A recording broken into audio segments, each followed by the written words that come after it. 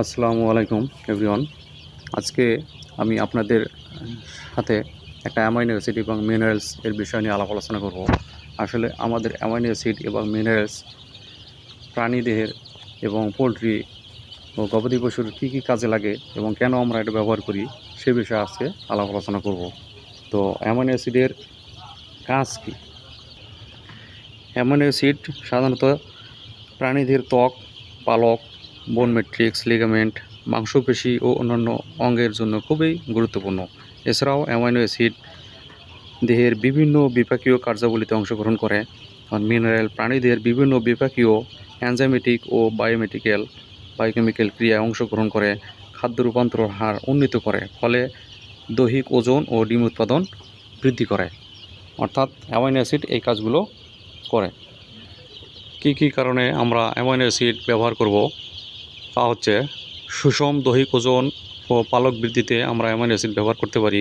এছাড়া স্ট্রেস যেমন খাদ্য পরিবর্তন, স্থানান্তর, ঠোঁট কাটা, পরিবেশের তাপমাত্রা পরিবর্তন, এসব ক্ষেত্রে আমরা ব্যবহার করতে পারি।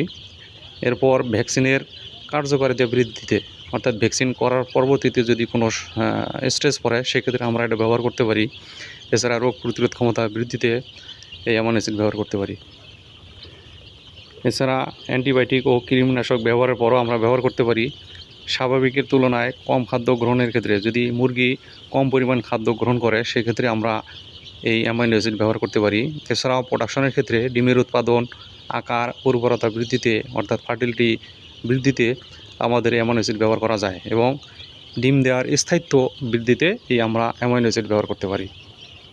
এটা শুধু পোলট্রিতেও না, আমরা বিভিন্ন গবাদি পশুর ক্ষেত্রেও এই অ্যামাইনো অ্যাসিড ব্যবহার করতে পারি।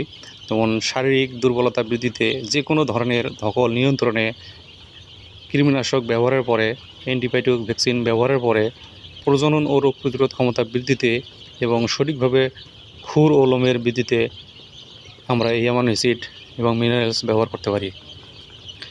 এবার তাহলে আমরা আসলে জেনে নেই যে এর মাত্রা এবং প্রয়োগবিধি কী।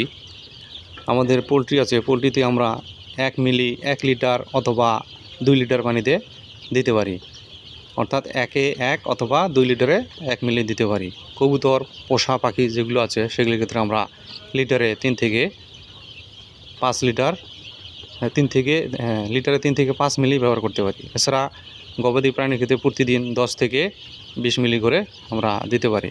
এছাড়াও যদি কখনো কনফিউশন থাকে সেই ক্ষেত্রে আমরা রেজিস্টার ভেটেরিনারি বা কনসালটেন্ট এর পরামর্শ অনুযায়ী এটা ব্যবহার করতে পারবো।